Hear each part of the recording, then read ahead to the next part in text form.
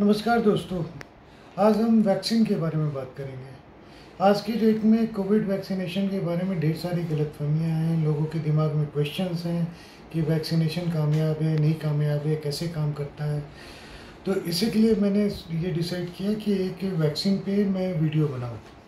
ये video 3 part में होगा। पहले पार्ट में हम सिर्फ डिस्कस करेंगे कि वैक्सीन क्या होता है और कैसे काम करता है। सेकेंड पार्ट में हम डिस्कस करेंगे कि कोविड की वैक्सीन कितने तरह के आते हैं, किस तरह कैसे काम करते हैं। और तीसरे में हम बात करेंगे कि किसे वैक्सीनेशन लेनी चाहिए, किसे नहीं लेनी चाहिए और क्या क्या प्रिकॉशन लेनी चाहिए, क्या क्या साइड इफ़ेक्ट्स हो सकते हैं।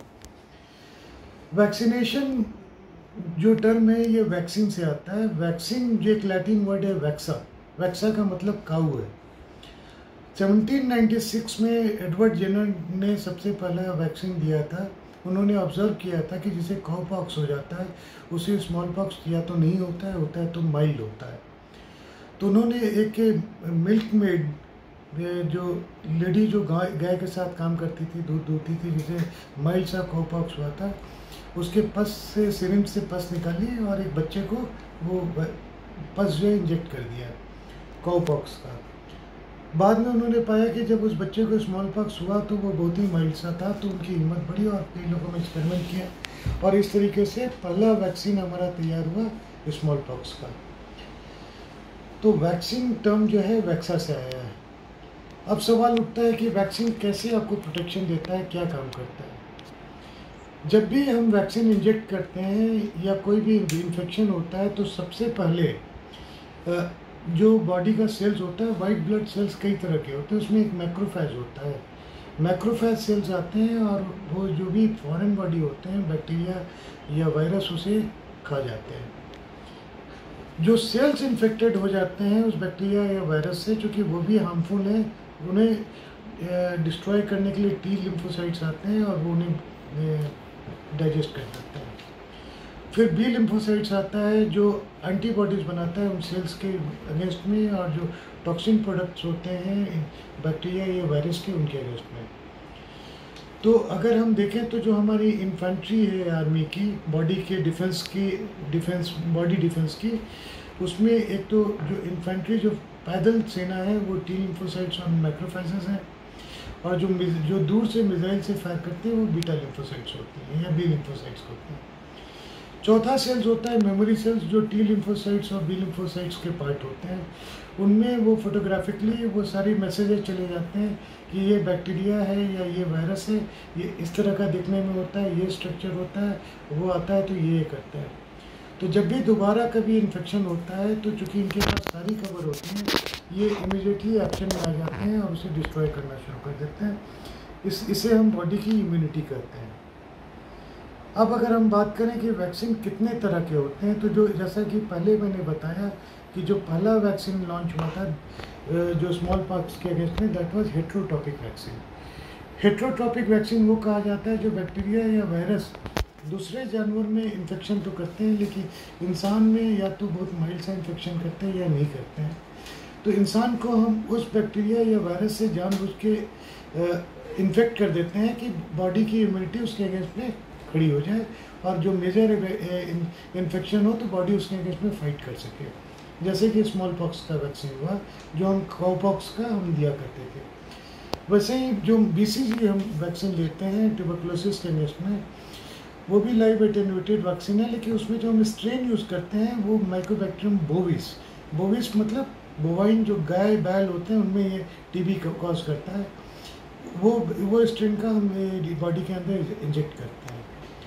तो ये तो हो गया हेट्रोट्रॉपिक, जो दूसरे जानवर दूसरे किंगडम में करते हैं लेकिन ह्यूमन में इन्फेक्शन नहीं करते हैं। जो ह्यूमन में इन्फेक्शन करते हैं उनमें चूँकि जो बैक्टीरिया या वायरस इन्फेक्शन कर सकते हैं, इसीलिए उनको डिफरेंट तरीके से किया जाता है यूज़। जैसे पहला वैक्सीन होता है live attenuated vaccine. Live attenuated vaccine उसी तरीके से हुआ जैसे आपने किसी सांप का जो जहर का बॉक्स होता है, जहाँ पॉइजन उसका होता है, वो आपने निकाल दिया हो, या जो कहा जाता है विष का दांत आपने हटा दिया हो, फिर आप उस सांप से खेलते रहिएगा, आपको कोई डर नहीं लगेगा। वैसे ही जो वैक्सीन है, जो बैक्टीरिया है, जो वायरस है, उसको जब आपने एटेनुएट कर दिया, उसका जहर निकाल दिया कि वो जहर नहीं बना सके, वो कैपेसिटी उसकी ख़त्म कर दी और वो बॉडी में इंजेक्ट करते हैं। तो चूँकि बैक्टीरिया या वैक्सीन जो बॉडी में आया है वो एज ए फॉरेन बॉडी काम करेगा, तो बॉडी की पूरी इम्यूनिटी उसके अगेंस्ट में तैयार हो जाती है कि कल को जब वो बैक्टीरिया वायरस आपको इन्फेक्ट करता है तो आपकी बॉडी की इम्यूनिटी उससे फाइट कर जाती है। ये लाइव एटेन्यूएटेड वैक्सीन हो गया, जैसे स्मॉल पॉक्स का वैक्सीन हो गया जो आज की डेट में अभी हाल फिलहाल तक दिया जाता था। सेकंड होता है जो लाइव नहीं होता, बैक्टीरिया को मार देते हैं, जिसे इनएक्टिवेटेड वैक्सीन कहा जाता है। पहले लाइव एटेन्यूएटेड में हमने उसका जहर खत्म कर दिया था, पॉइजनस नहीं था। अब हमने किया क्या कि हमने वो रिस्क भी नहीं लिया, बैक्टीरिया या वायरस को मार दिया और उसका सेल जो है, जो पूरी बॉडी है, वो बॉडी हमने इंजेक्ट कर दी। बॉडी फिर फॉरेन बॉडी है, फिर वैसे ही सारी इम्यूनिटी रिएक्शन होगा और मेमोरी सेल्स में उसकी डिटेल चली जाएगी कि कल को बॉडी की इम्यूनिटी तैयार होगी फाइट करने की। इनएक्टिवेटेड वैक्सीन में जैसे पोलियो का वैक्सीन होता था, वो that was the inactivated vaccine. वैसे ही हेपेटाइटिस ए का वैक्सीन जो होता है that is inactivated vaccine. Flu के, इन्फ्लुएंजा के कुछ वैक्सीन होते हैं वो इनएक्टिवेटेड वैक्सीन होते हैं। लेकिन कुछ बैक्टीरिया होते हैं जो बैक्टीरिया हार्मफुल नहीं होते हैं, लेकिन वो पॉइजन बनाते हैं, वो पॉइजन जाके बॉडी में हार्म करते हैं, that is known as toxins. तो हम करते क्या है कि उस टॉक्सिन, चूँकि हमें बैक्टीरिया से कोई रिस्क नहीं है, बैक्टीरिया से हमें डर नहीं है, उसके टॉक्सिन से हमें रिस्क है, चूँकि टॉक्सिन जाके बॉडी को हार्म पहुँचा रहे हैं। तो हम करते क्या है कि उसके टॉक्सिन को हम इनएक्टिवेट कर देते हैं, हार्मलेस बना देते हैं, और वो टॉक्सिन बॉडी में हम किसी के साथ कंजुगेट करके बॉडी में हम डाल देते हैं। तो बॉडी के लिए जब वो जाता है, वो टॉक्साइड जब बॉडी के अंदर जाता है उसे हम टॉक्सॉइड कहते हैं। टॉक्साइड मतलब जो टॉक्सिन की तरह दिखे लेकिन टॉक्सिन ना हो, पॉइजनस ना हो। तो बॉडी उसके अगेंस्ट में जो इम्यूनिटी क्रिएट करता है वो आपको इम्यूनिटी देता है। जैसे कॉमन जो आप टेटनस का इंजेक्शन लगाते हैं that is known as tetanus toxoid. वैसे डिप्थीरिया का जो होता है डिप्थीरिया टॉक्सॉइड का होता है। पर्ट्यूसिस व्हूपिंग कफ का जो वैक्सीन होता है दैट इज़ वो टॉक्सॉइड वैक्सीन होता है। जो डीपीटी का बच्चों को लगता है, छोटे बच्चों को लगता है, that is a toxoid vaccine. इसके बाद से जो अगला आता है वो हम करते क्या है कि हम टॉक्साइड नहीं लेते, हम एक उसका सब यूनिट ले लेते हैं। जैसे हमने उसका एक प्रोटीन ले लिया, प्रोटीन के जैसे वेक्टर हमने दे दिया। वेक्टर का मतलब है किसी और बैक्टीरिया या वायरस के अंदर हमने डाल दिया, जो बैक्टीरिया वायरस हार्मफुल नहीं है। तो that acts as a transport. वो बॉडी में चला गया, बॉडी में जाके उस सेल वॉल के साथ मिलके उसने वो प्रोटीन का हिस्सा अंदर डाल दिया, और प्रोटीन जो है जब फॉरेन बॉडी काम करता है, बॉडी की इम्यूनिटी उसके अगेंस्ट में तैयार हो जाती है। तो that is known as sub unit vaccine. वैसे ही कंजुगेट वैक्सीन होती है, जैसे कुछ वायरस या बैक्टीरिया होते हैं जिनके बॉडी का जो आउटर सेल होता है उसका जो कार्बोहाइड्रेट होता है, पॉलीसेकेराइड कहा जाता है, वो उसके अगेंस्ट में हमें इम्यूनिटी चाहिए होती है कि वो कभी सेल के साथ ज्वाइंट होके मर्ज न करें, अंदर न घुसे। लेकिन जो बॉडी बनाता है, इम्यूनिटी डेवलप करता है, मोस्टली प्रोटीन पार्ट के अगेंस्ट में करता है, न कि पॉलीसेकेराइड के अगेंस्ट में करता है। तो हम उसमें करते क्या है कि उसे हम एक प्रोटीन के साथ अटैच कर देते हैं, प्रोटीन उसे लेके जाता है और वहाँ जाके वो polysaccharide it acts as a foreign body, और उस फॉरेन बॉडी के अगेंस्ट में वो आपका वैक्सीन बनना शुरू होता है। सेकंड होता है जो आज की डेट में हमारे मतलब का, that is the nucleic acid vaccines. Nucleic acid vaccines में जो मेन है आरएनए वैक्सीन। आरएनए वैक्सीन में जो मैसेंजर आरएनए आप सुन रहे हैं, ये जो वैक्सीन है ये कोविशील्ड वगैरह यही है, mRNA वैक्सीन है। आरएनए वैक्सीन में होता क्या, जो उसके न्यूक्लिक एसिड होती है, न्यूक्लिक एसिड को हम एक लिपिड से कवर कर देते हैं। लिपिड जाकर, चूँकि बिना लिपिड के प्रोटीन सेल के अंदर नहीं जा सकता, रेप्लिकेट नहीं कर सकता है, तो वो अंदर जो है वो जब उसे हमने लिपिड से कवर कर दिया, वो लिपिड अंदर गया, सेल मेम्ब्रेन में मर्ज हुआ और प्रोटीन को अंदर इंजेक्ट कर दिया।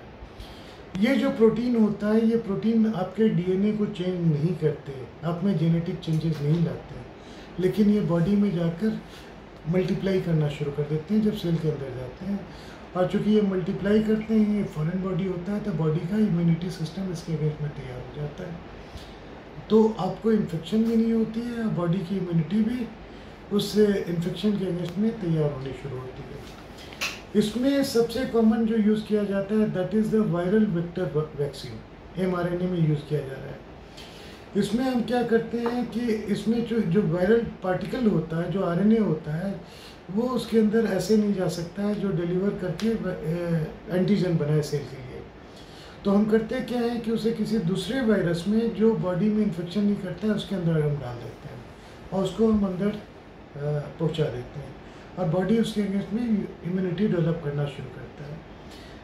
अब इसमें भी दो डिवीज़न आ जाते हैं, non replicating and replicating. Replicating vector vaccine उसे कहा जाता है जो वायरस के अंदर हमने मटेरियल डाला है वो रेप्लिकेट करता है या नहीं करता है। नॉर्मली जो हम अभी वैक्सीन यूज़ कर रहे हैं दैट इज़ नॉन रेप्लिकेटिंग, यानी वो जो वायरस है वो वहाँ जाके देकर उसका काम खत्म हो जाता है, उसके बाद वो रेप्लिकेट नहीं करता है। तो इससे नुकसान ये पहुँचता है कि ये जो इम्यूनिटी डेवलप करती है ये कम टाइम के लिए करती है, तो आपको इसका बूस्टर डोज लेना होता है। जैसे आपने सुना होगा कि कोविशील्ड वगैरह का आपको 1 महीने के बाद या 2 महीने के बाद या 3 महीने के बाद आपको एक बूस्टर डोज की ज़रूरत होती है, चाहे आप फाइज़र की लें या आप कोविशील्ड लें या कोई भी वैक्सीन लें। जो रेप्लिकेटिंग होते हैं इसमें साइड इफ़ेक्ट्स कम होता है, नॉन रेप्लिकेटिंग में क्योंकि वायरल लोड कम होता है, टॉक्सिन्स कम बनते हैं, तो इसलिए इसमें एडवर्स इफेक्ट कम होते हैं, साइड इफ़ेक्ट कम होते हैं। जो रेप्लिकेटिंग होते हैं उसमें इम्यूनिटी काफ़ी, चूँकि वायरस मल्टीप्लाई कर रहा है लेकिन वो वायरस आपको इन्फेक्ट नहीं कर रहा है, आपको कोई हार्म नहीं पहुंचा रहा है।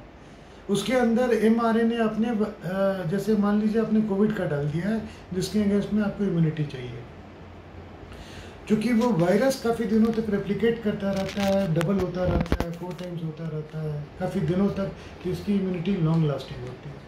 लेकिन चूँकि बॉडी में एक इम्यूनिटी रिएक्शन होता है एडवर्स इफेक्ट की वजह से कई बार काफ़ी सीरियस एडवर्स इफेक्ट हो जाते हैं, इसी की वजह से रेप्लिकेटिंग वैक्सीन्स, वेक्टर वैक्सीन्स बहुत कॉमन नहीं है।